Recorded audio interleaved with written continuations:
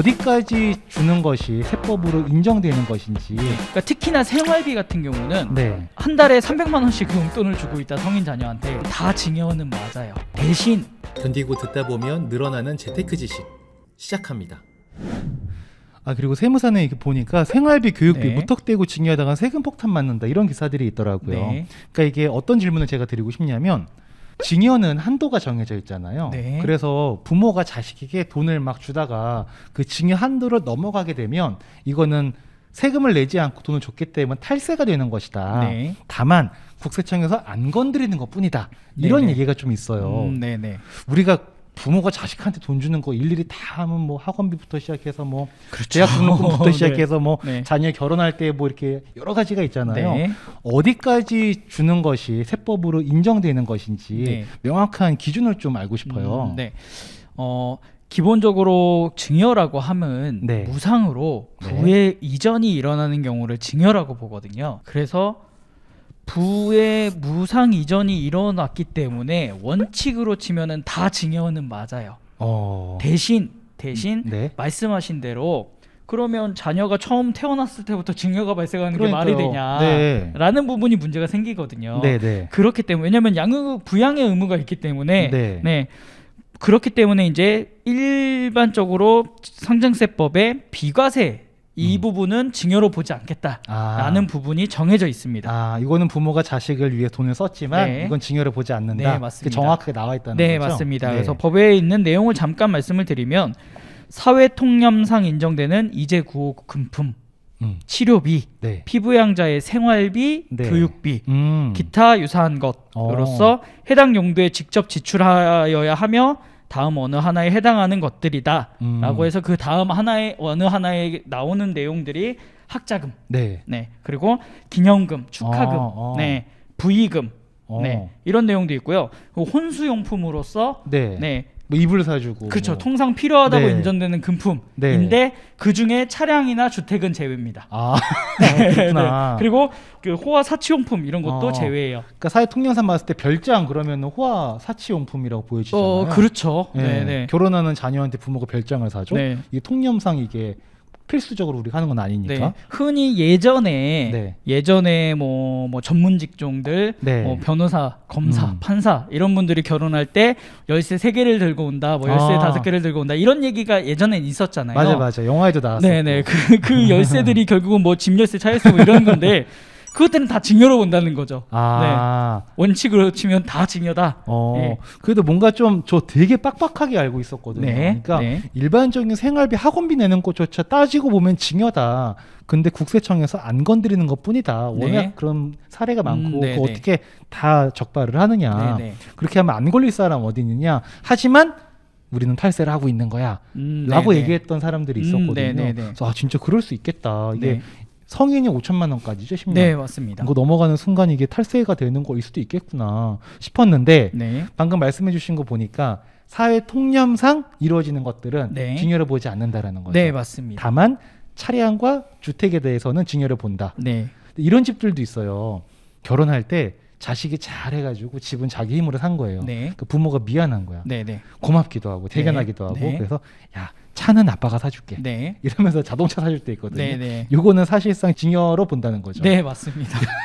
그러니까 그 차량이 이제 뭐 국산차 중에 이제 2000cc 이런 차들이라면 성인이니까 5천만 원 미만이니까 증여세 납세 의무는 없죠. 하지만 이게 이제 포르쉐 이제 수입차로 넘어가면 이런 거 5천만 원이 대부분 다 넘어가기 때문에 증여세 납세 의무가 생깁니다. 그러면 그런 차는 사주게 되면 증여세 신고도 하고 사주는 게 정상적인 거겠네요. 네, 맞습니다. 근데 보통은 현금 주고 사는 경우가 없어서 그렇죠. 이렇게 생각하시면 돼요. 차 계약을 하면서 계약금은 부모님이 냈어요. 할부금은 자녀가 네가 알아서 매월 내 하면은 증여세 그 5천만 원 기준에 미달할 거 아니에요. 계약금만 치면은. 그러면은 증여세가 납세 의무가 안 생기죠. 그렇죠. 근데 아빠가 차를 사준 것도 아니잖아, 그러면. 보통은 계약금 내주면 사준 거 아닌가요? 완불해줘야죠, 완불. 완불하면은 이제 기본적으로 차량 같은 경우는 5천만 원이 넘어가는 차량을 사줬다 그러면 증여세 납세 의무가 발생을 합니다. 아 그렇군요. 네. 그러면 저희들이 일상생활에서 뭐 학원비부터 시작해서 웬만한 것들 자녀에게 들어가는 게 다 증여라고 본다고 하는데 네. 하면서 약간의 찜찜함이 있는 네, 분들이 네. 있으셨을 텐데 네.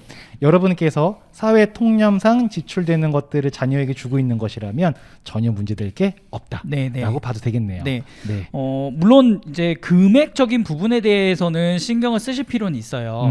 왜냐하면 학자금, 치료비, 네. 생활비, 그러니까 특히나 생활비 같은 경우는 네. 한 달에 300만 원씩 용돈을 주고 있다 성인 자녀한테. 근데 이 성인 자녀가 별도로 직업이 있다. 이러면 직업이 있는데 용돈을 준다는 생활비를 보태준다는 건 사실은 말이 안 되는 거거든요. 그렇죠. 예. 물론 직업이 있긴 하지만 그 수입이 너무나 뭐 적어서 네. 생활을 할 수가 없다. 그 돈으로는. 그렇다고 한다면은 생활비로 받는 금액에 대해서 증여를 안 볼 여지도 있지만 네. 그게 아니라 직업이 있음에도 불구하고 생활비 쪽으로 돈을 매월 주고 있다. 그러면 결국은 그 돈을 증여하는 거나 다름이 없기 때문에 예, 그런 부분에서는 증여세 문제가 생길 여지가 있어요. 그러니까 결론적으로는 명목이 중요한 게 아니라 네. 상황이 중요한 거거든요. 아 그렇네요. 네, 그 상황을 판단해 봤을 때 사회 통념상이라는 그 범위 안에 들어간다. 그러면 네. 증여로 안 보는 거고 그 범위를 누가 보더라도 인정하기가 어렵다. 예를 들면 뭐 500만 원씩 매월 소득이 있는데 그분한테 네. 생활비 쓰라고 300만 원씩 줬다. 300만 원 증여한 거나 똑같거든요. 그쵸. 네, 네. 그러니까 그 사회 통념상 인정되는 범위 안에 있느냐 없느냐가 사실은 더 중요하다고 생각하셔야 돼요. 아 그렇네요. 이게 무조건 이건 된다 안 된다 이게 네, 아니라 네. 그 상황에 따라서 달라질 수 네, 있다라는 맞습니다. 거네요. 그리고 자녀가 돈을 벌고 있으면 사실 자녀가 부모한테 용돈을 줘야지. 그렇죠. 그렇지 맞습니까? 네, 네. 근데 약간 이거는 문득 드는 질문인데요. 약간 이거는 이런 겁니다. 자녀가 되게 잘 사는 집 자제분이었어. 네. 근데 그냥 소비도 되게 많이 했겠죠. 네. 한 달에 막 1,000만 원씩 쓰던 집이에요. 네, 진짜 막 금수저 그래서. 네. 근데 결혼을 했는데 소득이 있긴 있는데 소득이 한 300 정도가 되는 거예요. 네, 네. 근데 원래 1,000만 원씩 쓰다가 300 쓰려니까 안 되는 거죠. 네. 그래서 부모가 한 700 정도를 보태주는 거예요, 생활비. 네, 네. 이거는 어떻게 인정될까요? 아, 그거는 이게- 어떻게 어필을 하냐. 이거는 분명히 자녀는 목말라 있을 거라고. 네네. 난 이 1,000만 원 써야지 사는 사람인데 네네. 300밖에 없어서 죽게 생겼다. 네.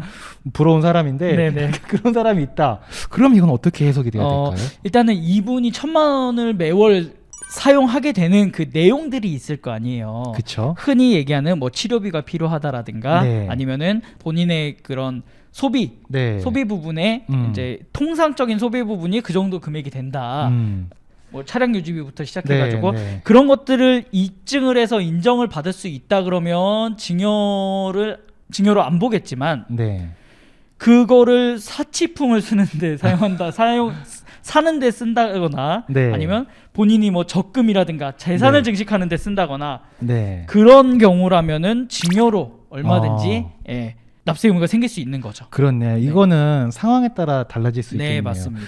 아, 제가 어이없는 질문 드렸는데 성실하게 답해주셔서 아, 예, 너무 아닙니다. 감사합니다. 아니, 말씀을 듣다 보니까 실제로 이런 분들이 있을 수도 네, 있거든요. 맞습니다. 저희 네, 주변에 네. 보면은 네.